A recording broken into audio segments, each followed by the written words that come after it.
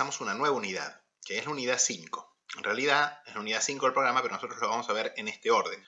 Porque, digamos, es un poco el orden natural geográfico que generalmente seguimos en este seminario y que además seguimos en el catálogo, en el borrador del catálogo, de los cuales algunas partes mis alumnos ya han recibido. Y esta unidad 5, digamos, está dedicada a todo lo que es la parte norte y central del antiguo reino de Lotaringia o reino de Francia Media, o sea, de los estados sucesores de ese reino, porque en realidad la parte carolingia ya la estudiamos. Por cierto, digamos que para ponernos en contexto en el tema de esta clase, tendríamos que volver a pensar un poco en el Tratado de Verdún, que en el año 843 dividió el Imperio Carolingio en 3 reinos, que como yo ya les dije en su momento, van a generar los 3 reinos, digamos, los 3 principales estados o áreas geográficas de Europa centro-occidental, que van a ser, por un lado, el reino franco-occidental, que va a generar nada menos que el reino de Francia, que es posiblemente el principal estado europeo en la Edad Media, el reino franco-oriental, que va a generar lo que es Alemania, o la Germanía, Alemania, Austria, Suiza en parte, digamos, y finalmente el reino central, que en verdad va a estar compuesto por el antiguo reino de Lombardo de Italia, que es el reino del norte de Italia, que lo vamos a estudiar más adelante. Y nos queda por ver, en realidad, en esta unidad, la parte norte y central, que es la Lotaringia propiamente dicha. De hecho, esta región, en la Edad Media, va a terminar llamándose Lotaringia o Lorena, y va a dividirse en 2 ducados que van a ser el ducado de Alta Lorena, que se corresponde más o menos con la Lotaringia, la Lorena y la Alsacia, digamos, principalmente, y el Franco Condado, y luego la Baja Lorena o Baja Lotaringia, que son los llamados Países Bajos. Ahora bien, cuando nosotros decimos Países Bajos acá, tenemos que hacer una aclaración. Modernamente nosotros llamamos Reino de los Países Bajos a un estado moderno que existe actualmente, que se formó en el año 1815, luego de las guerras napoleónicas. Pero en realidad, ese reino, que algunos llaman Holanda, entre comillas, incorrectamente en realidad, porque Holanda es solamente una parte, una provincia de ese reino, en verdad asumió ese nombre, Reino de los Países Bajos, modernamente, o sea, como les digo, 1815. En verdad, en la Edad Media se llamaba Países Bajos a todo lo que había sido, como les digo, el Ducado de Baja Lorena, que es justamente la región que vamos a tratar en la clase de hoy hasta el ascenso de la Casa de Borgoña, o sea, de los duques Valois de Borgoña, que van a cambiar, obviamente, que van a ser la familia más influyente en esta región, en la Baja Edad Media. Digamos que, en verdad, esta región recibió distintos nombres. De hecho, nosotros vamos a hablar, en principio, de Países Bajos meridionales, que van a incluir lo que actualmente es Bélgica y Luxemburgo, y Países Bajos septentrionales, que van a ser más o menos lo que se llama actualmente el Reino de los Países Bajos. Pero Países Bajos es un nombre que en buena medida en la Edad Media se refiere a toda esta región. Y de hecho, Bélgica, el nombre Bélgica, también era un nombre que antiguamente refería en general a toda esta región. O sea que, como ven, es un poco confuso el tema onomástico. Es decir, que en esta primera clase nos vamos a referir a una región que más o menos podríamos definir como el actual Benelux, con más algunas pequeñas partecitas del noreste de Francia que en esa época todavía estaban, digamos, dentro de este contexto. Si bien a veces quedaron incorporadas al Reino de Francia y otras veces no. En la primera parte de esta clase vamos a pasar a hacer un recorrido geográfico, ¿sí? Donde vamos a visitar uno a uno los principales estados de esta región. Si bien vamos a dejar al margen muchos pequeños estados, ciudades libres, pequeños condados y pequeños señoríos que, si bien algunos de ellos acuñaron moneda, en verdad no tienen una importancia y una trascendencia fundamental para la historia política ni tampoco para la historia monetaria de la región. Aunque posiblemente en algún caso mencionemos monedas de alguno de estos pequeños estados.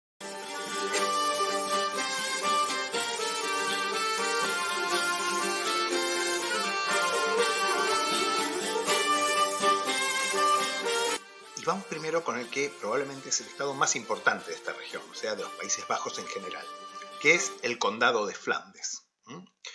El Condado de Flandes, si bien era un condado, en la práctica, en lo interno, era un ducado casi. O sea, por su importancia económica, porque además tenía varias ciudades, o sea, no era un estado centrado en una sola ciudad, sino que tenía muchas ciudades importantes. En principio, Gante, que era la que funcionaba como la capital, pero también Brujas, que es una ciudad impresionante, que si la pueden visitar se los recomiendo muchísimo, porque es una ciudad que se conserva prácticamente como la Edad Media, y también Ypres. Y era muy importante el Condado de Flandes desde el punto de vista de su altísimo grado de desarrollo humano, de civilización, de urbanización, de desarrollo industrial y económico. Sin duda, el Condado de Flandes era una de las regiones más ricas de Europa. Por otro lado, el Conde de Flandes era desde antiguo uno de los 12 pares de Francia, como vemos por ejemplo en esta pintura, donde aparece justamente como el portaespadas, el Conde de Flandes, en la coronación de Felipe Augusto. La historia del Condado de Flandes empieza justamente con el Tratado de Verdún, que como vimos en el 843, en que se divide el reino franco. En esa época, la parte más importante de lo que va a ser en el futuro el Condado de Flandes va a quedar incluida en el Reino de Francia Occidental. Y de hecho, el Reino de Francia siempre contempló a Flandes como un estado vasallo, como un estado dentro de su órbita jurídica de control. En realidad, lo que va a ser el Condado de Flandes nace como el Marquesado de Flandes en el año 862, que va a ser creado por Carlos el Calvo, rey de Francia Occidental, lo que más tarde va a ser Francia. La historia cuenta que el que va a ser el primer marqués titular de Flandes, que se llama Balduino el Brazo de Hierro, o Balduino I, había escapado con la hija de Carlos el Calvo, con la princesa Judith. Y si bien esto, fue tratado como un secuestro, finalmente las cosas se compusieron. Carlos el Calvo le dio la mano de su hija a Balduino y lo nombró, como les digo, en el año 862, Marqués de Flandes.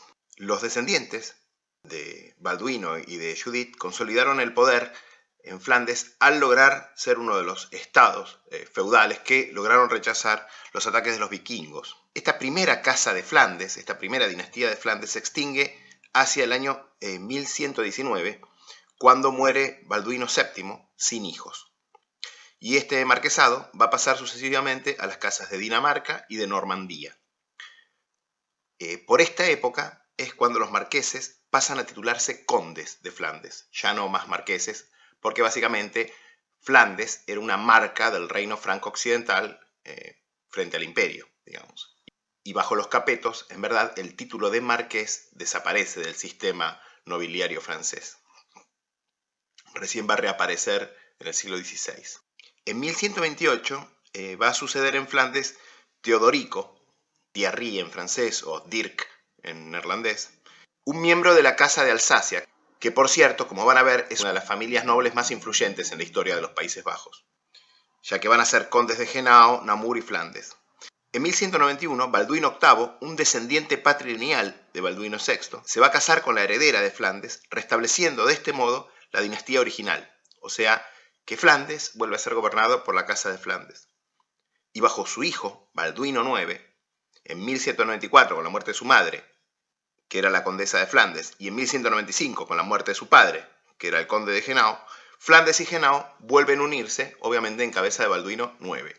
De hecho, Balduino IX va a ser además uno de los líderes de la Cuarta Cruzada, que va a estar dirigida no contra los musulmanes, sino contra Constantinopla. Y va a ser el primer emperador latino de Oriente, que va a ser elegido en 1204, si bien va a ser capturado al año siguiente en batalla contra los búlgaros y va a morir en cautiverio probablemente poco después. En Flandes y Henao, que van a seguir unidos, Balduino va a ser sucedido primero por su hija mayor, Juana, y luego por su hija menor, Margarita, que se llaman usualmente Juana de Constantinopla y Margarita de Constantinopla. Este segundo periodo de la Casa de Flandes marca el apogeo de esta región, especialmente de Flandes, que va a vivir un impresionante desarrollo económico gracias a las hilanderías de tejidos de alta calidad, en una época en que los textiles son la mercancía de lujo por excelencia en Europa. La lana, los flamencos la compraban a Inglaterra, y las tinturas que venían de Oriente las adquirían a través de los mercaderes italianos. El punto de encuentro donde se negociaban todos estos bienes, o sea, donde los flamencos compraban las tinturas y vendían sus textiles, eran, como ya hemos indicado varias veces a lo largo de este curso, las ferias de Champaña, que son la cuna del primer capitalismo europeo. En esta época, los Países Bajos en general y Flandes en particular son la región más rica de Europa. Gran parte de la población campesina, en Flandes, en Henao, en menor medida en Brabante, van a emigrar hacia las ciudades y los flamencos van a alcanzar un nivel de vida elevadísimo. Lamentablemente, la muerte de Juana va a desatar una guerra civil por la sucesión, en la que finalmente se va a imponer Guido, o sea, Guy de Dampierre, hijo de Margarita, inaugurando la dinastía, digamos, que se conoce como Dampierre. En buena medida, el ascenso de la casa de Dampierre va a marcar el declive de Flandes, porque va a surgir conflictos, primero con los ingleses, que comienzan a elevar las retenciones a la lana, que van a pasar de pagar 6 chelines, 8 peniques, es decir, un noble, es decir, un tercio de libra, a 46 chelines, 8 peniques, es decir, 2 libras y un tercio. Por fardo de lana equivalente a unos 166 kilos entre 1275 y 1341.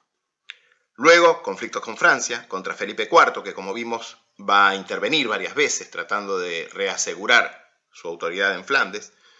Y luego, finalmente, conflictos internos con la rica burguesía de las ciudades, que se resiste a pagar cada vez mayores impuestos mientras sus beneficios, obviamente, con todo esto se reducen. La Guerra de los 100 años va a dañar mucho a Flandes, porque en esta época los ingleses van a comenzar también a desarrollar su propia industria textil, que compite con la flamenca. Las rutas comerciales, que obviamente pasaban por Francia y por Flandes, se van a derivar hacia Alemania. Va a vivir un verdadero surgimiento económico en esta época, tanto comercial como industrial. Y obviamente los costos de la lana inglesa van a hacer que los tejedores flamencos tengan que importar la lana de otro lado. Concretamente la van a importar de Castilla. La lana de la famosa oveja merino, de esta raza, que es mucho más barata, pero que sin embargo es de una calidad muy inferior a la lana de la oveja inglesa y por lo tanto no era apta para la producción de los textiles de lujos en los cuales estaban especializados los telares flamencos en esta época. A esto se va a unir la peste negra, que causa estragos en Flandes. Tengan en cuenta que, como yo les explico, todos los Países Bajos, pero en especial Flandes, es una de las regiones más urbanizadas de Europa en esta época y obviamente que la peste negra golpea específicamente y especialmente a las zonas muy urbanizadas. Y finalmente, por un proceso natural, la arena va a ir depositándose en el puerto de Brujas, en el estuario de Brujas, y va a ser inaccesible ese puerto por vía marítima. Con lo cual, mucho del comercio naval, que antes había fructificado especialmente en las ciudades costeras, sobre todo Brujas, en Flandes, va a derivar hacia Amberes, que quedaba en el vecino ducado de Brabante. Por otro lado, en 1346, en la batalla de Crecy, va a morir Luis I de Flandes, conocido como Luis de Nevers, y luego de su muerte justamente en Crecy, luchando por Francia contra los ingleses, como Luis de Crecy. Y va a ser sucedido en noviembre de 1346 por su hijo, Luis II de Male, que va a ser el último de los condes, digamos, pre-borgoñones. Bueno, Luis va a intentar llevar un tren de vida, digamos, que ya no podía mantenerse en esa época en que sus súbditos, digamos, como ya explicamos, venían viviendo una crisis económica importante. Va a mantener una corte de bufones, saltimbanquis y prestidigitadores. Va a vivir organizando fiestas, torneos, banquetes. Va a tener un zoológico incluso. Bueno, digamos, básicamente, como diría Ricky Martin, una vida loca, digamos, que lo va a arruinar en gastos suntuarios y por otro lado lo va a obligar a imponer cargas fiscales cada vez más pesadas a sus súbditos, que ya de por sí venían los burgueses, los tejedores y la población en general de Flandes venía pagando muy altos costos, digamos, de producción, etcétera, con lo cual se van a generar varias revueltas en su reinado. Revueltas que solamente van a ser sofocadas con la intervención de la hueste real y sobre todo con la intervención de su yerno, que va a ser nada menos que Felipe el Atrevido, duque de Borgoña, casado con su hija, Margarita de Dampierre, que finalmente va a ser quien va a heredar primero de iure uxoris, o sea, en calidad de consorte, el condado de Flandes, y luego, obviamente, sus descendientes van a ser condes de Flandes. Para concluir, digamos que las secas del condado de Flandes en la Edad Media van a ser Gante, la capital, en menor medida Brujas, Lille, que actualmente queda en Francia, y Mechelen o Malines, que es una ciudad que va a ser conquistada justamente por Luis II de Male, arrebatada a su cuñada, la duquesa de Brabante, en el año 1357.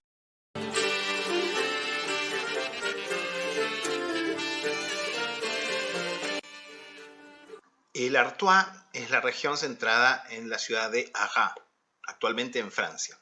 Originariamente, esta región y esta ciudad eran parte del condado de Flandes, pero en el año 1180, el conde de Flandes, Felipe de Alsacia, va a otorgar la ciudad y su zona circundante a Felipe II de Francia, Felipe Augusto, como un condado aparte, como dote de su sobrina Isabel de Henao. En el año 1237, Luis VIII va a dar el condado de Artois a su hijo menor Roberto como un apanazgo de la Casa de Francia, que va a crear en el condado de Artois una rama cadete de la dinastía de los Capetos. Y el condado va a pasar así por línea materna hasta Luis de Male, que lo va a heredar 2 años antes de su muerte de su madre. Y 2 años después va a pasar, como todos los territorios de este conde, incluyendo el propio condado de Flandes, por matrimonio a Felipe el Atrevido, el duque de Borgoña.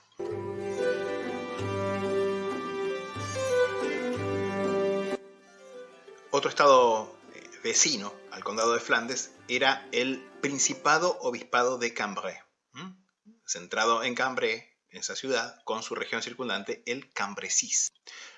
Aunque originariamente Cambrai y su área de influencia eran parte del reino franco central, digamos, a la muerte de Lotario va a ser anexado, junto con otros territorios, por el reino franco occidental, o sea, por Carlos el Calvo. Y Carlos el Calvo lo va a otorgar como condado a Raúl, el hermano menor de Balduino II de Flandes.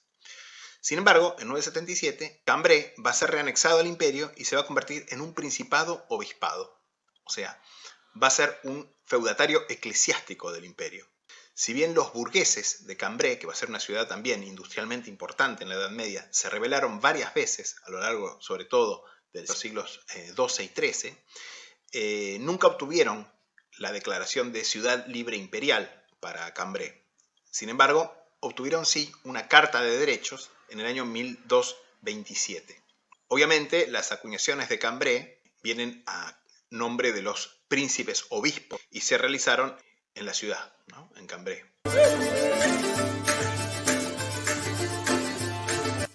El condado de Henao es muy antiguo. Su nombre deriva obviamente del vecino río Haine que corre por el sur de Bélgica. La historia temprana, de hecho, del condado es poco conocida, aunque en cierto momento, probablemente bajo Carlos el Calvo, parece haber sido parte del reino franco occidental. Sin embargo, hacia el año 1000 ya estaba incorporado como un estado vasallo, un condado del Sacro Imperio Romano Germánico. Si bien mantuvo su característica de ser un condado mayormente francófono. Y también va a mantener su obediencia a la arquidiócesis de Reims, que era la arquidiócesis primada del reino franco occidental, o sea, de Francia. A lo largo de su historia, el condado de Henao estuvo varias veces en unión personal con algún otro estado de la región, o sea, de los mismos Países Bajos. Varias veces con Flandes, entre los siglos XI y XIII, con los condados de Holanda y Zelandia, de 1299 a 1432, para luego pasar, obviamente, como todos estos estados, a dominio de los duques de Borgoña, por matrimonio, obviamente, con la heredera. La capital y seca de Henao era Valenciennes, en francés, o Valencien, en neerlandés.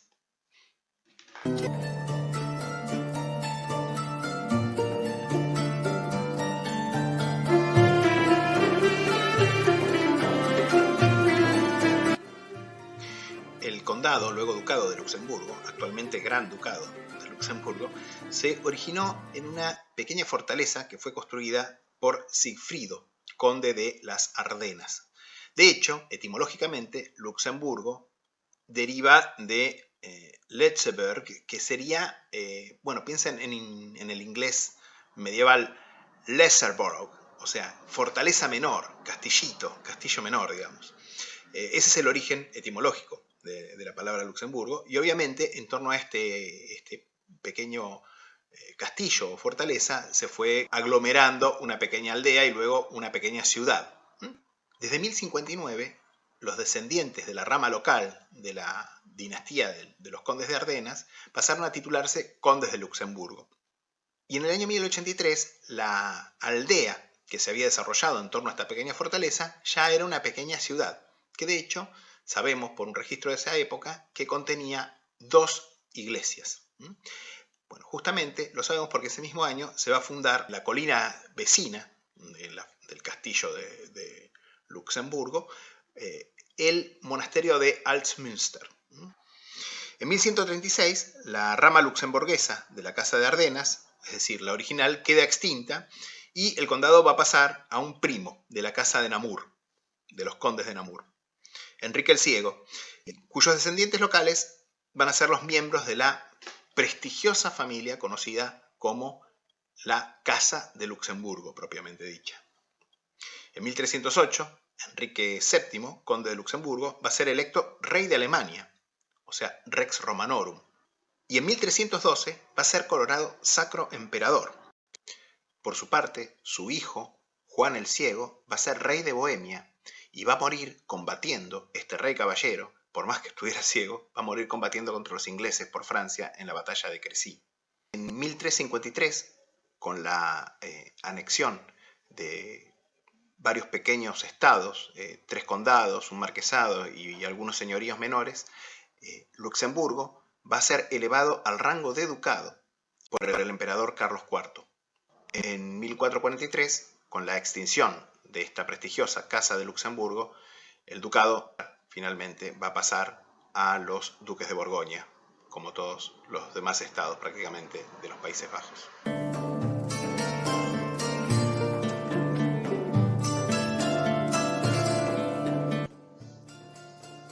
El otro de los estados más importantes durante la Edad Media de los Países Bajos, además del condado de Flandes, va a ser el ducado de Brabante, que además va a ser el que va a heredar justamente el título ducal de lo que había sido el ducado de la Baja Lorena. En el año 959, Otón el Grande va a elevar a Godofredo de Jülich al rango de duque de Baja Lorena, que incluía, entre otros estados, el condado de Lovaina, que va a ser el núcleo original de lo que más tarde va a ser el ducado de Brabante. De hecho, el condado de Lovaina pronto se va a imponer como uno de los estados dominantes de la región y va a pasar a ser conocido como condado de Brabante, cuyo nombre deriva etimológicamente del frisón antiguo, Braek, que quiere decir pantano, y Band, que quiere decir zona o región. O sea, Braek-Band sería como región pantanosa, porque obviamente había muchos pantanos en esta región. Con la disolución del ducado de Baja Lorena, el emperador Federico Barbarroja, en el año 1183, va a otorgar al condado de Brabante el título ducal, digamos que queda vacante. Los duques de Brabante van a continuar anexándose territorios y creciendo en poder hasta el año 1288, en que, luego de la batalla de Worringen, van a adquirir el ducado de Limburgo, que era el ducado rival, que había sido mucho menos importante, por cierto, como vamos a ver, que el ducado de Brabante, pero que había recibido el título ducal, digamos, para no entrar en competencia con Brabante. En 1430, el ducado de Brabante y todas sus posesiones, obviamente, pasan por matrimonio a los duques de Borgoña. Las capitales sucesivas del ducado de Brabante fueron, en principio, Lovaina, Leuven, que va a ser, obviamente, la sede de unas más antiguas y prestigiosas universidades medievales, Bruselas, que es la actual capital de Bélgica, y también Amberes, que va a terminar siendo con mucho la ciudad más importante de Brabante, especialmente en la temprana Edad Moderna.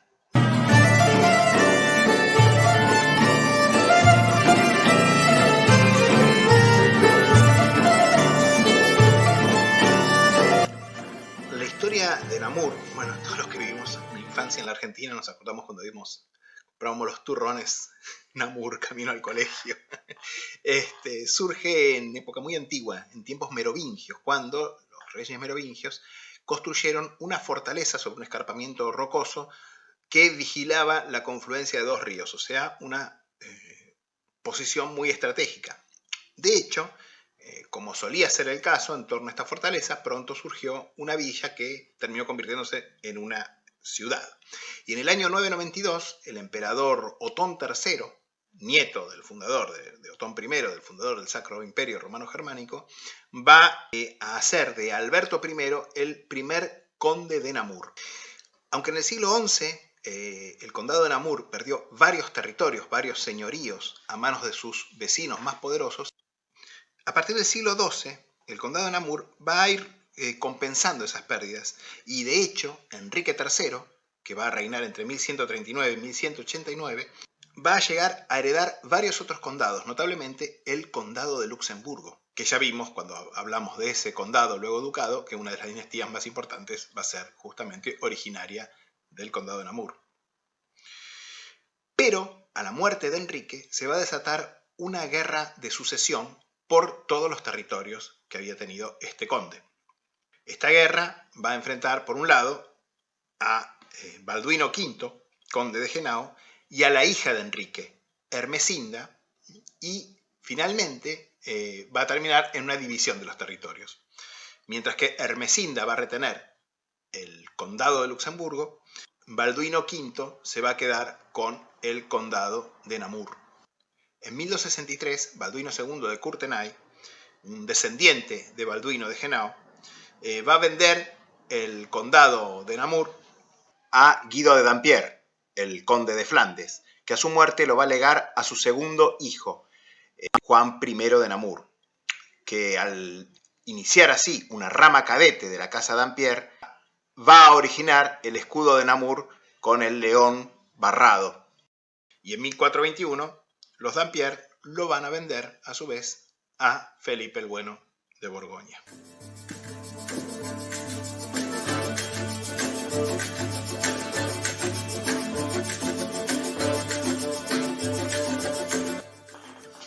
El obispado de Lieja era uno de los obispados más antiguos de la región y de hecho era el obispado más importante de toda la región de los Países Bajos, no solamente por su importancia religiosa, digamos, sino además por su importancia territorial, porque los obispos de Lieja eran príncipes obispos del Sacro Imperio, o sea, eran, como vimos en el caso de Cambrai, y vamos a ver también en el caso de Utrecht, feudatarios eclesiásticos del Sacro Imperio Romano Germánico.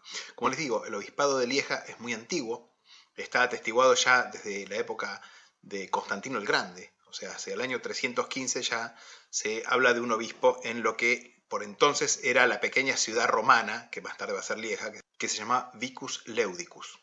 Entre 980 y 985, no sabemos la fecha exacta, el obispo Notger de Lieja va a ser elevado por el emperador Otón II al rango de príncipe del Sacro Imperio Romano Germánico. Con lo cual, los obispos o príncipes obispos de Lieja tenían asiento y voto en la dieta imperial. Aunque los territorios efectivamente sometidos a la autoridad política de los obispos o príncipes obispos de Lieja eran enormes, su influencia, desde el punto de vista religioso, se extendía mucho más allá. Y no solamente eso, sino que el obispado, principado obispado de Lieja, a lo largo de toda la Edad Media y buena parte de la temprana Edad Moderna, va a continuar expandiendo sus territorios. De hecho, va a tener una expansión territorial, adquiriendo nuevos señoríos y nuevas ciudades y aldeas, etc., hasta el año 1568. Con lo cual, como les digo, los príncipes obispos de Lieja van a terminar siendo los feudatarios eclesiásticos más poderosos de todos los Países Bajos. Aunque obviamente el obispado de Lieja nunca fue anexado por los duques de Borgoña, en época en que los duques de Borgoña básicamente son los duques y condes y señores de todos los territorios circundantes, van a tener enorme influencia y obviamente van a nominar más de una vez a quienes querían en el puesto de obispo de Lieja. De hecho, bueno, el obispado de Lieja va a sobrevivir hasta la Edad Moderna. Margoton, Margoton, le vent frissonne, Bueno, como otros estados que ya vimos, el condado, luego ducado de Limburgo, se va a formar justamente a partir de una rama cadete de la Casa de las Ardenas. Ardenas, como el caso de Luxemburgo, etc. Uno de sus miembros, Federico, quien en el año 1046 fue elevado al rango de duque de Baja Lorena, construyó el castillo de Limburgo, en torno al cual va a surgir una ciudad que, a la muerte de él, se va a convertir en el centro de un condado en cabeza de uno de sus descendientes, probablemente su yerno, y luego su nieto, por vía materna obviamente, Enrique. Este Enrique va a ser el que va a reclamar para sí el título ducal que había detentado obviamente su abuelo, el título que era el de duque de Baja Lorena, que es el título siempre en disputa, como ven en esta región. Y de hecho, para evitar conflictos, en el año 1101 el emperador va a elevar también a Limburgo al rango de ducado. Si bien, obviamente, Limburgo en realidad, sus territorios eran básicamente ínfimos comparados, obviamente, con Brabante, que era el rival en detentar el título ducal. En 1214, el duque Valeran III de Limburgo va a adquirir el condado de Luxemburgo por matrimonio con la heredera, y en 1225, su hijo Enrique IV, habido con una esposa anterior, va a adquirir el condado de Berg en Alemania por los mismos medios. Pero en 1283, al extinguirse la familia, va a estallar una guerra de sucesión, que se va a sellar en la batalla de Worringen, que es la gran batalla que va a dar inicio a la Baja Edad Media en esta región y también en buena medida en Renania, en Alemania, ¿sí? En Worringen, en 1288, a partir de ahí, Limburgo va a pasar a ser controlado por Brabante, con lo cual va a seguir en adelante los dos ducados rivales van a seguir una historia paralela. Y obviamente van a terminar también heredados por los duques de Borgoña, como todo. La capital iseca era Limburgo, pero la ciudad más importante, y de hecho es una ciudad importantísima ahora, era Maastricht. Por cierto, les pido que no confundan este ducado de Limburgo en los Países Bajos con el condado homónimo de Limburgo en Renania, centrado en la ciudad de Limburgo, hoy Hagen-Hohenlimburg, en el Land Federal de Renania del Norte-Westfalia.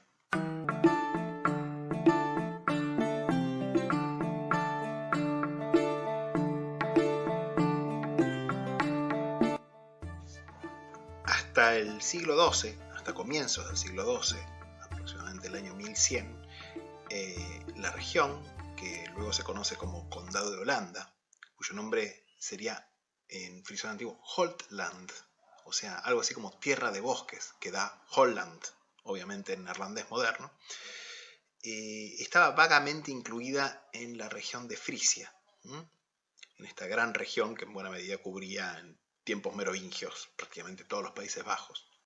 En el año 1101, sin embargo, aparece por primera vez un conde Floris que se titula Conde de Holanda y Zelanda y Señor de Frisia.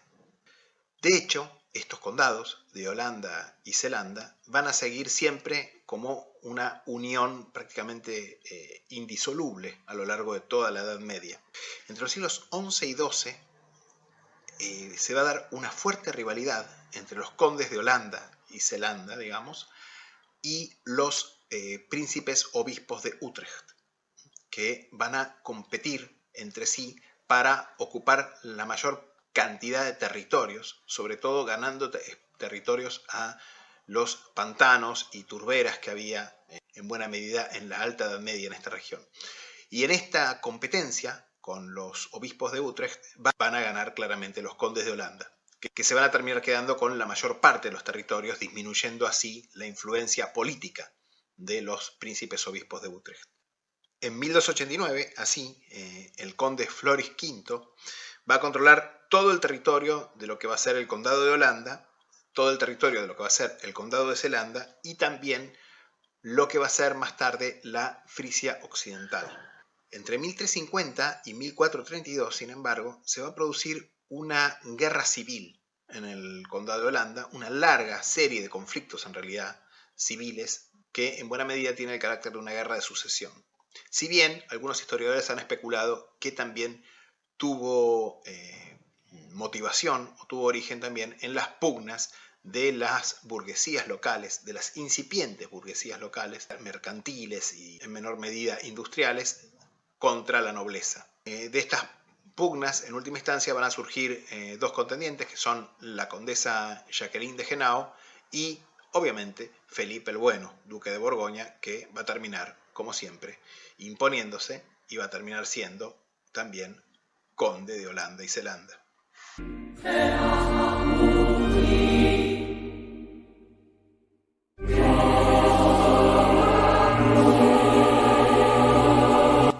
Con su territorio lindando en buena medida con los condados de Holanda y Zelanda, por un lado, y con el ducado de Gueldres por el otro, el principado-obispado de Utrecht va a ser otro de los feudatarios eclesiásticos del Sacro Imperio en los Países Bajos. Mucho menos importante, por cierto, que el principado-obispado de Lieja, que yo ya les expliqué que era el principal, con mucho feudatario eclesiástico del Sacro Imperio Romano en los Países Bajos.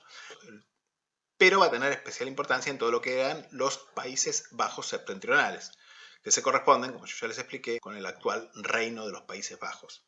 Aunque, como les explico, el principado-obispado de Utrecht era mucho menos importante que el de Lieja en términos económicos, políticos y territoriales. Sin embargo, los obispos de Utrecht van a ser príncipes del Sacro Imperio desde el año 1024. Y de tal manera, Utrecht va a ser una ceca muy importante ya desde comienzos del siglo XI. En buena medida, la rivalidad entre los príncipes obispos de Utrecht y los condes de Holanda y Zelanda, sobre todo, va a terminar cuando los duques de Borgoña pasan a ser también condes de Holanda y Zelanda. En esta época ya básicamente el obispado de Utrecht pasa a ser controlado por los borgoñones. De hecho, Felipe el Bueno, duque de Borgoña, va a nominar y va a hacer elegir como obispo de Utrecht a dos de sus hijos bastardos, de sus hijos ilegítimos. Concretamente, estos van a ser David de Borgoña entre 1456 y 1495 y Felipe de Borgoña entre 1517 y 1524, que van a ser obispos de Utrecht, con lo cual la Casa de Borgoña va a terminar controlando también, en buena medida, el obispado de Utrecht.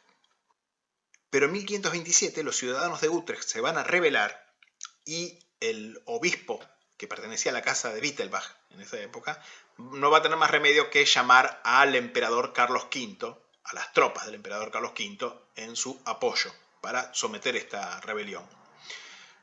Acto seguido, Carlos V, como precio de su intervención, se va a anexar los territorios de la ciudad de Utrecht, con lo cual simplemente va a sobrevivir, digamos, el obispado espiritual, digamos, no ya como príncipes soberanos de territorios.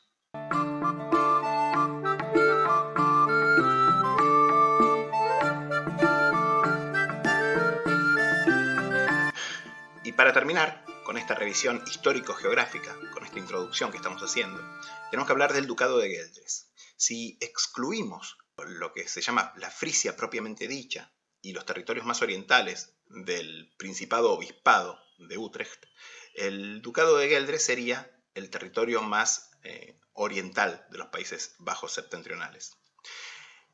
Gueldres va a surgir como un condado hacia el año 1023 y en el año 1339 va a ser elevado al rango de ducado por el emperador Luis IV el Bávaro. Con la muerte del último duque de Gueldres sin hijos en el año 1371 se va a desatar la llamada Guerra de Sucesión de Gueldres, que se va a cerrar en 1379 con la victoria de Guillermo de Jülich, un príncipe alemán que tenía derechos dinásticos a la sucesión. En 1423 el ducado va a pasar por matrimonio a la casa de los Egmont, que va a ser la casa más famosa de los duques de Gueldres. Estos Egmont eran una dinastía bastante turbulenta y de hecho, algunos años después se va a desatar una guerra civil entre el duque, el padre, Arnoldo, y el hijo, Adolfo. Arnoldo va a empeñar el ducado a Carlos el Temerario, duque de Borgoña, por 300.000 florines renanos de oro bajo. Básicamente el ducado de Gueldres era prácticamente el último estado importante en los Países Bajos que a los duques de Borgoña les interesaba controlar. De hecho, en 1473, cuando Arnoldo muere, Carlos el Temerario se va a anexar directamente el ducado de Gueldres, considerando que no estaba pagada la deuda. Para esta época, Adolfo, el hijo, estaba prisionero además de Carlos el Temerario. Pero con la muerte de Carlos el Temerario, en la batalla de Nancy, en enero de 1477, Adolfo, o sea el hijo, va a ser liberado y va a ser reinstaurado como duque de Gueldres, si bien va a morir ese mismo año. Con lo cual, los Habsburgo, los sucesores por línea materna de los duques de Borgoña, se van a reanexar el ducado de Gueldres. Bueno, vamos a volver a Gueldres más adelante, porque Gueldres va a volver a ser independiente bajo el hijo de Adolfo, que se llama Carlos, bajo la misma dinastía de los Egmont, pero esto básicamente es un periodo tardío que vamos a ver más adelante. Bien, después de esta brevísima introducción, digamos, geográfico-histórica, digo brevísima porque, bueno, vimos un montón de estados en unos minutos, pero necesaria para que ustedes puedan ubicarse más o menos geográfica e históricamente, vamos a pasar a las acuñaciones propiamente dichas de los Países Bajos.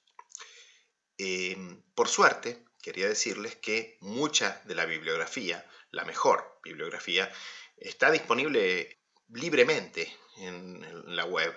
Sobre todo, bueno, las grandes obras de los grandes numismáticos del siglo XIX. Yo siempre les digo que para la moneda medieval, en buena medida, la erudición del siglo XIX no ha sido superada modernamente. Los grandes compendios de la moneda de los principales estados de los Países Bajos fue compilado, fue trabajado, fue estudiado mayormente entre mediados y fines del siglo XIX. Así que después les voy a dejar en la descripción de este video algunas de las referencias que ustedes pueden ir buscando. También muchos artículos más modernos, que son necesarios, obviamente, para poner en contexto y entender mejor las acuñaciones, están también disponibles libremente también en bases de datos como sobre todo Percé, la base de datos francesa y otras, digamos. Bueno, por empezar vamos a decir que las acuñaciones las vamos a tratar en conjunto, es decir, no estado por estado, porque básicamente los Países Bajos constituyen una gran área monetaria. Quiere decir esto que las distintas etapas de la historia de las acuñaciones más o menos se repiten en todos los estados y además estos estados funcionaban como una área monetaria abierta en buena medida, por lo cual las especies monetarias más o menos circulaban libremente en cada región. Inicialmente la moneda local y regional, luego también monedas importadas, muchas monedas importadas, sobre todo de Francia y de Inglaterra, y finalmente las imitaciones o derivados de esas monedas importadas, derivados locales de esas monedas importadas, que obviamente cuando un derivado local tenía mucho éxito, inmediatamente era a su vez copiado o imitado por los demás estados de la región, con lo cual las monedas de gran valor, las monedas entre comillas internacionales, las monedas de plata grandes, desde el esterlín inglés hasta obviamente el gros tournois francés, más las imitaciones locales y los derivados locales como el doble esterlín o petit gros, kleine grotte, son todas monedas internacionales. No así, vamos a ver, los petit deniers, que eran monedas municipales de carácter local. Bueno, vamos a ver las distintas etapas entonces de la historia monetaria de los Países Bajos, pasando muy rápidamente las primeras etapas, que son las etapas, el periodo temprano, el periodo, digamos, merovingio y carolingio, que lo vamos a ver fugazmente porque ya hemos tratado esos temas en las clases anteriores, sobre todo en la primera clase que dedicamos a Francia, y el periodo del denario, digamos, regional, podríamos decir, que es los primeros tipos de denario que se van a producir propiamente de los Países Bajos, para concentrarnos en el periodo del petit denier, desde fines del siglo XII hasta principios o fines del siglo XIII o principios del XIV. En un periodo temprano, toda esta región, que en una época temprana, época merovingia, carolingia, se la podría llamar como en términos genéricos Frisia, más tarde este nombre va a quedar más circunscripto a una pequeña región de toda esta gran área, va a seguir básicamente los patrones merovingios con influencia también de de las acuñaciones anglosajonas y luego carolingios. De hecho, van a producirse en esta región trémices de oro de estilo merovingio y también luego seatas de plata de estilo anglosajón que obviamente no pueden atribuirse a secas precisas, pero sí vagamente a regiones. Norte de Frisia, sur de Frisia. En época carolingia, y en especial bajo Carlos el Calvo, varias secas van a estar activas en esta zona y van a producir las acuñaciones de deniers, como estos que ven acá de las secas de Arras y de Lieja. Del denier carolingio, que era una auténtica moneda internacional, van a derivar especies regionales o locales, inicialmente con marcadas diferencias de peso según el estado emisor. Por ejemplo, los deniers del obispado de Lieja, que son bastante más pesados, en contraste con, por ejemplo, los del obispado de Utrecht, que son mucho más livianos.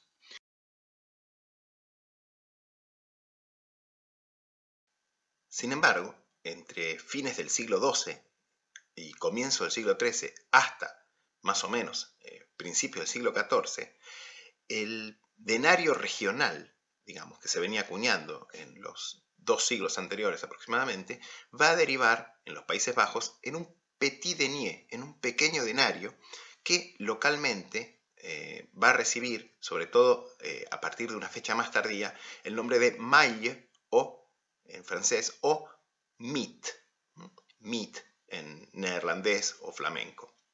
Si bien este nombre en realidad es en buena medida incorrecto y está atestiguado recién a fines del siglo XIII y más que nada en el siglo XIV.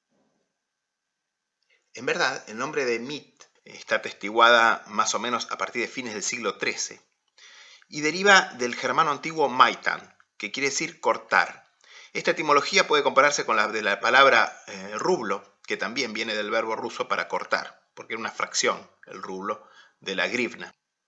Este nombre, como les digo, en realidad sería incorrecto, porque a pesar de que, como les digo, estos petit deniers de los Países Bajos tienen un peso de entre 0,6 y 0,4 gramos y un diámetro de entre 7 y 10 milímetros, en realidad están acuñados en plata de muy buena ley en general. Al parecer apuntando, en el caso de Flandes, a unos 11 dineros, 8 granos argent le roi, equivalentes a unas 904 milésimas aproximadamente.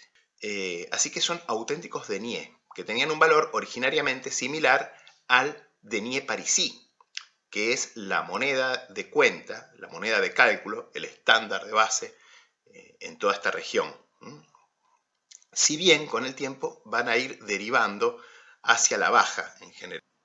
Así, hacia el año 1250, 12 deniers parisí van a equivaler a 12,5 deniers artesianos, o sea, del Artois, de Arras, o a 12,5 deniers flamencos. Y 12 deniers flamencos van a equivaler a 12,5 deniers valentinois, o sea, de Valenciennes, o sea, deniers del condado de Genao. Y probablemente el denier brabantino vale un poquito menos todavía, porque sabemos que hacia el siglo XIV estos petit deniers, que ya reciben el nombre de mites en francés o mitten en neerlandés, valen a razón de 2 mitas de Flandes por un denier de parisí o 3 mitas de Brabante por un denier parisí. Algo que también vamos a notar es que la autoridad de acuñación del petit denier va a ir pasando de la autoridad condal o ducal a la municipal. Este proceso lo vamos a notar antes en Flandes que en Brabante, pero en ambos casos van a tener por resultado la derivación a monedas mayormente anónimas. Ya no a nombre del señor, sino a nombre del monedero, al nombre de la ciudad o directamente anónimas, que se pueden atribuir a una determinada seca porque algunas monedas que tienen un determinado emblema aparecen al principio con el nombre de esa seca, o bien porque tienen un emblema que se puede asociar justamente con el escudo de armas de esa ciudad. En Flandes, las secas principales van a ser Gante, Brujas, Ypres, Alost o Alst. En Genao, Valenciennes, obviamente, cuyos deniers se caracterizan por tener este esquema geométrico derivado probablemente del templo carolingio y que modernamente se lo describe como un monograma de Genao.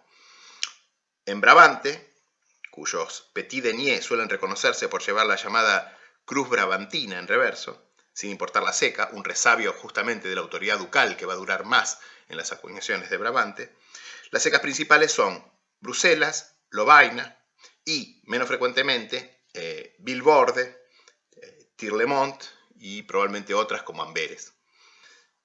Finalmente, en el condado de Holanda se acuña también un petit denier de peso similar que, sin embargo, es técnica y estilísticamente muy diferente y, de hecho, recibe un nombre diferente. Se lo llama copie, cabecita, por llevar la cabeza del conde. La seca en el condado de Holanda es Dordrecht, que va a seguir siendo la seca principal de ese condado durante toda la Edad Media e incluso durante la temprana Edad Moderna. En la Baja Edad Media, los Países Bajos meridionales, lo que más o menos se corresponde con las actuales Bélgica y Luxemburgo, son ciertamente una de las regiones más ricas de Europa, solo comparables con el norte de Italia. Los precios, el costo de vida, consecuentemente, es elevado. Y el petit denier, el pequeño denier maille o mit, pequeño denier regional, local, municipal, podríamos decir, que es una moneda muy pequeñita, ya no da el peso, ni siquiera para las transacciones cotidianas. Se necesita, obviamente, una moneda más pesada, más fuerte. A partir de los años 1180, cada vez más empiezan a aparecer en la circulación en estos territorios los peniques ingleses, que se los conoce con el nombre de sterling o sterling en los Países Bajos. Estos corren por un valor facial hacia el año 1200 de 4 petit deniers flamencos, ¿sí? Obviamente, la introducción en el año 1266 por parte de San Luis IX de Francia del gros tournois, esta moneda grande, que vale exactamente 3 sterlings, por lo tanto vale 12 petit deniers flamencos, va a ser muy bienvenida en todos los Países Bajos, en esta región tan rica que necesita obviamente una moneda mucho más fuerte y más grande para el comercio. De esta manera incluso se va a acuñar localmente versiones del gros tournois, como vamos a ver, inicialmente incluso al nombre del propio Felipe IV de Francia entre 1290 y 1295 en la pequeña ciudad de Mude, cerca de Gante, en Flandes. Así, hacia el año 1270, las dos especies principales circulantes en los Países Bajos, que corren por todo este territorio, desde la propia Flandes hasta el relativamente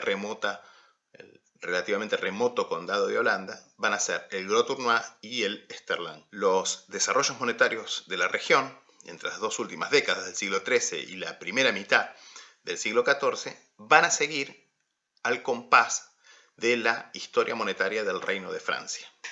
Es importante señalar que, respecto a los tipos de moneda gruesa que vamos a ver a continuación, que tratándose de especies importadas, especies, digamos, imitativas, podríamos decir, de moneda importada internacional, y más tarde de derivados locales de esas especies internacionales, todas estas monedas van a ser, digamos, van a tener un valor similar, un valor idéntico, digamos, en toda esta región, esta gran región monetaria que son los Países Bajos, indistintamente de quién las emitió, digamos. Simplemente cuando se emite una moneda de un mismo tipo, se emite a nombre del gobernante local, pero básicamente se la emite incluso con la misma tipología para que puedan circular juntas.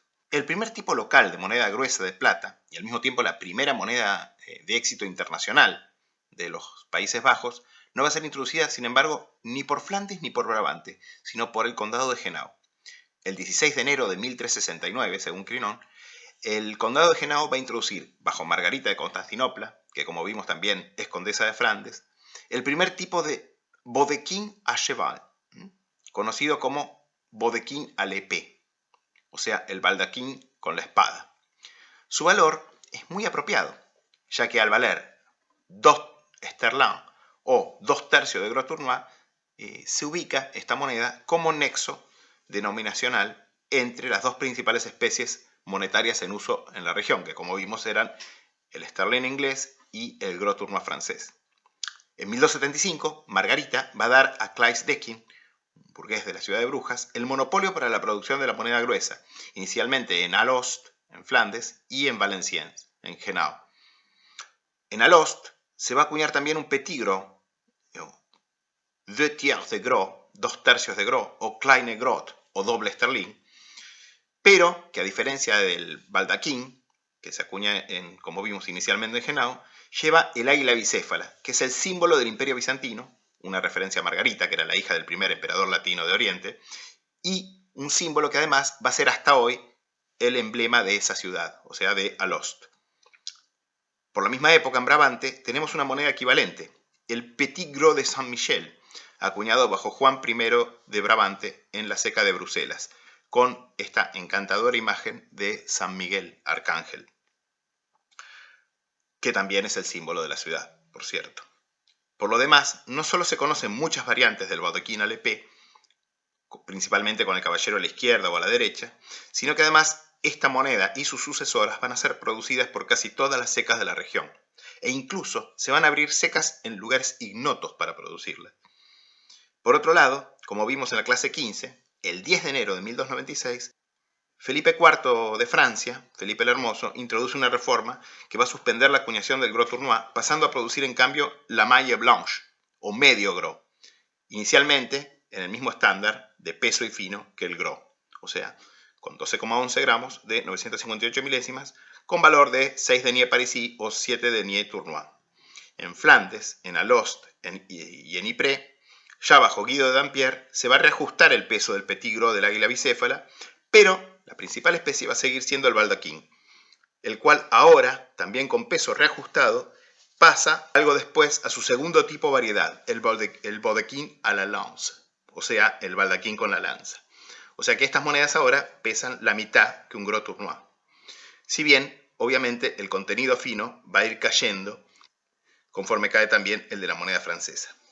Esta segunda tipología este baldaquín con la lanza es mucho más común que el baldaquín con la espada, lo que está atestiguado por el enorme número de secas en la región que lo van a producir.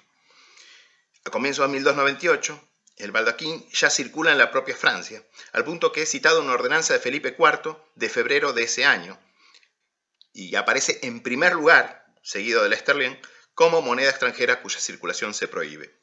Distintas variantes del baldaquín con la lanza van a conocerse entre los años 1300 a 1330, cuando el tipo desaparece finalmente. Mientras tanto, en 1303, Felipe IV reintroduce la acuñación del gros tournois, lo que induce a varios estados de la región, como Flandes y Brabante, a producir sus propias versiones de esta moneda grande.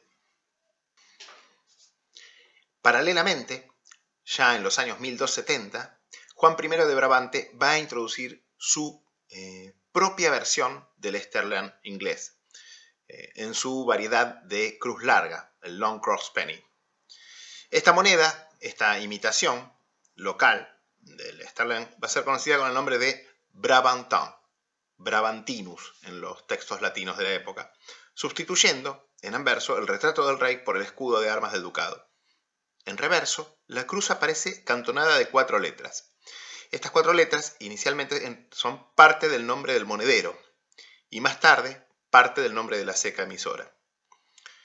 Pronto otros estados van a introducir sus propias versiones del Brabantin, como estos que vemos acá, del condado de Henao y del marquesado de Namur.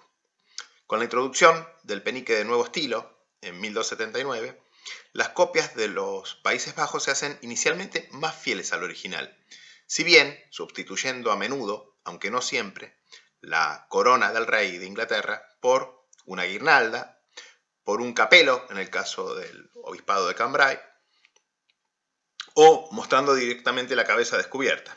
Y más tarde se va a sustituir directamente el busto real también por un tipo local más propio. En el caso de Henao, el diseño geométrico, mal llamado monograma de Henao, el castillo en Bruselas y el escudo cuartelado que representa a los leones de Brabante y de Limburgo en la seca de Lovaina, en Brabante.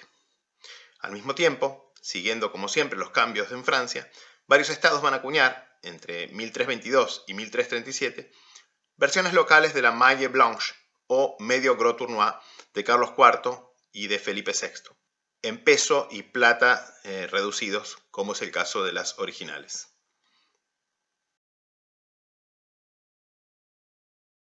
Los siguientes cambios en el sistema monetario de los Países Bajos van a ser introducidos ahora por Flandes, bajo Luis I de Nevers.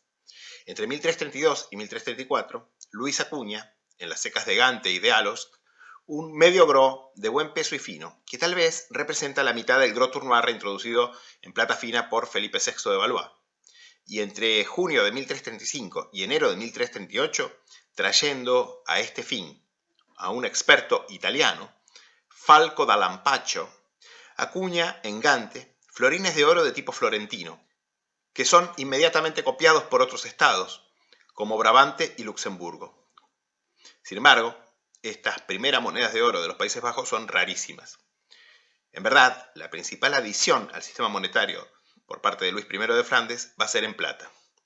Nos estamos refiriendo a la introducción del Gros de León, el Gros o Lion o, en flamenco, Löwengrot, también conocido como Gros Compagnon, que va a ser creado en mayo de 1337. Esta moneda pronto va a ser copiada por todos los otros estados de la región y en 1339 va a ser objeto de una convención monetaria, la primera de los Países Bajos, entre Flandes y Brabante, que en diciembre de 1339 van a acordar producirlas en idéntico estándar de peso y fino y que circulen libremente en sus territorios.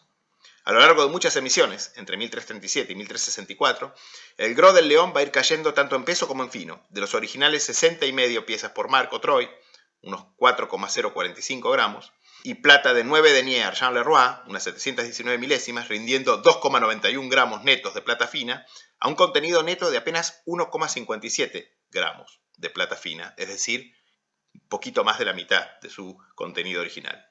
Las últimas 8 emisiones en Flandes son ya bajo su hijo, Luis II de Male, a partir de noviembre de 1346, cuyos Gros Compagnon se diferencian por una cruz como símbolo inicial en lugar del águila que tienen los de su padre.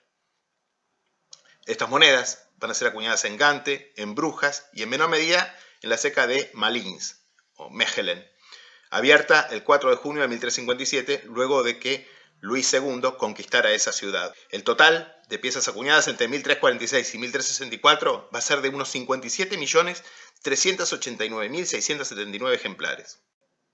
A partir del año 1338, en que se abandona en los Países Bajos la producción de imitaciones del florín florentino que se venían produciendo desde 1335, la tendencia va a ser copiar las monedas francesas de oro de gran módulo, como es el caso de este écu d'or à la chaise, acuñado por Juan III de Brabante, pero a nombre de Luis IV el Bávaro, el Sacro Romano Emperador. Sin embargo, estas monedas van a ser muy raras.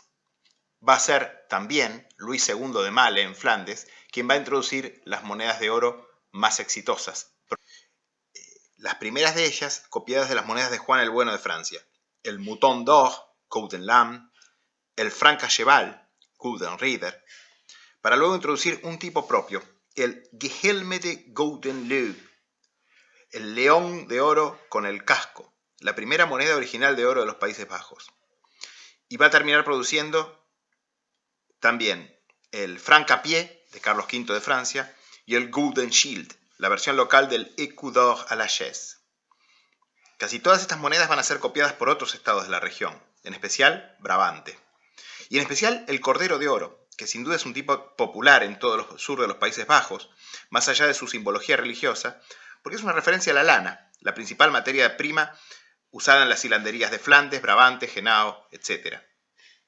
Pero la moneda más notable de Brabante es el Grand Mouton d'Or, porque en Brabante el Mouton d'Or o Golden Lamb, que se acuñaba en la ceca de Vilborde, va a devaluar especialmente en su contenido de oro fino, lo cual va a motivar la introducción en noviembre de 1366 de una pieza que vale el doble del Mouton de oro normal, a una talla de 39 y cuarto piezas por marco Troy, unos 6,24 gramos, más tarde, en 1370, reducido a 42 piezas por marco Troy, unos 5,83 gramos.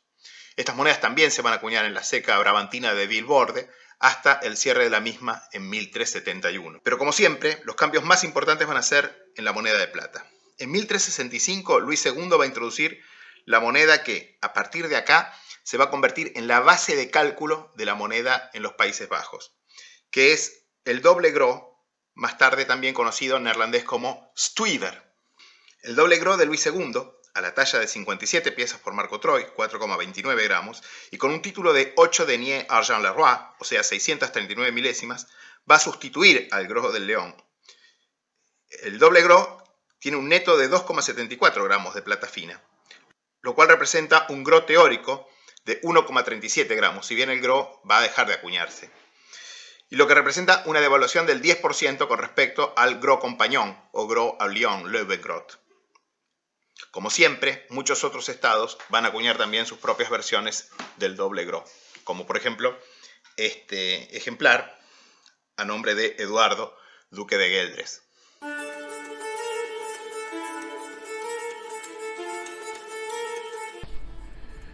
Bueno, 4:30 de la mañana, ahora una de las raras horas en la cual los chicos no gritan, no lloran, el perro no gime, o sí, no sé, no ladra por lo menos.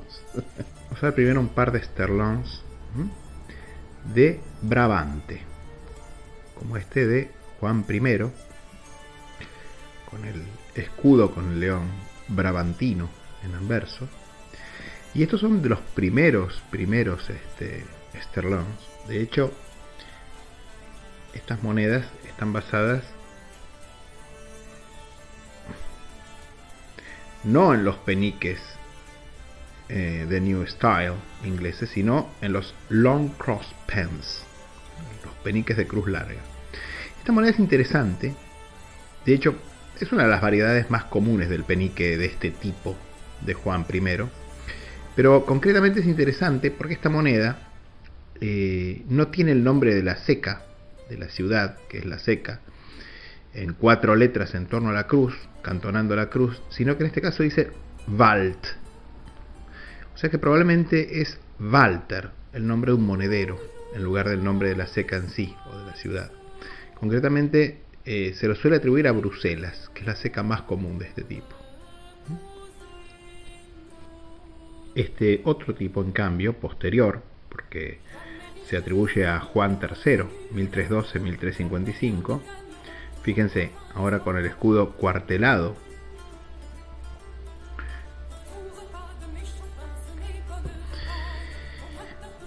tiene un reverso con esta cruz ya más propia del siglo XIV, con terminales de robles y bellotas. Y este es un tipo que está acuñado en la ceca de Lovaina.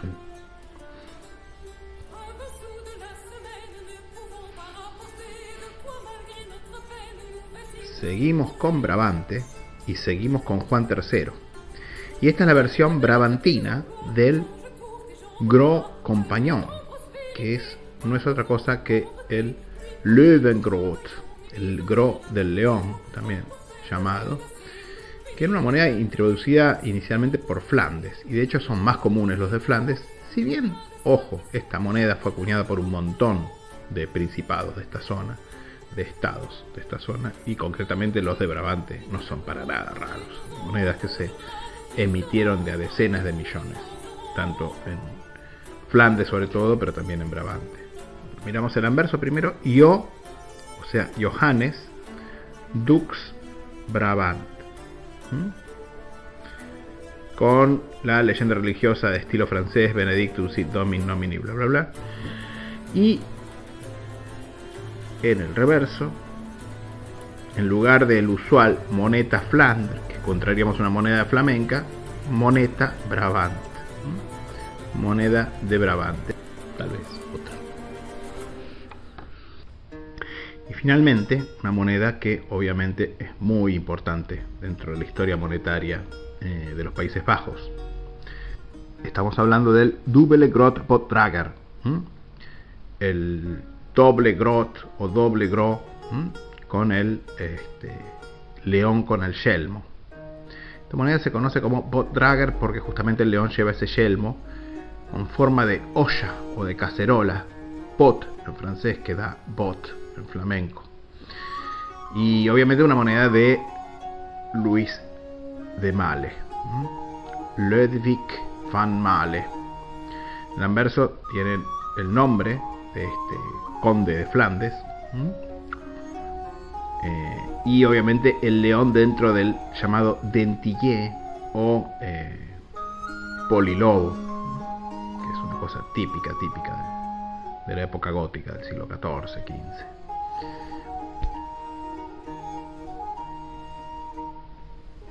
Fíjense qué hermoso el reverso, con una cruz muy parecida a la que veíamos en la moneda brabantina en el segundo esterlán brabantino que mostrábamos.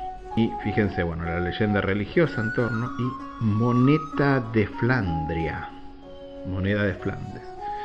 Esta moneda obviamente fue introducida a partir de 1365 y concretamente fue acuñada en 2 secas. Gante, la principal, que era la ciudad más importante del condado de Flandes, pero también Malines, Mechelen, que la adquirió justamente durante su reinado, Luis II. Si bien teniendo en cuenta que las cifras que conocemos dan nada menos que 23.216.450 ejemplares acuñados en Gante y solamente 6.384.176 acuñados en Mechelen o Malines, lo más probable es que esta moneda que tenemos acá, que no tiene designador de seca, haya sido acuñada en Gante.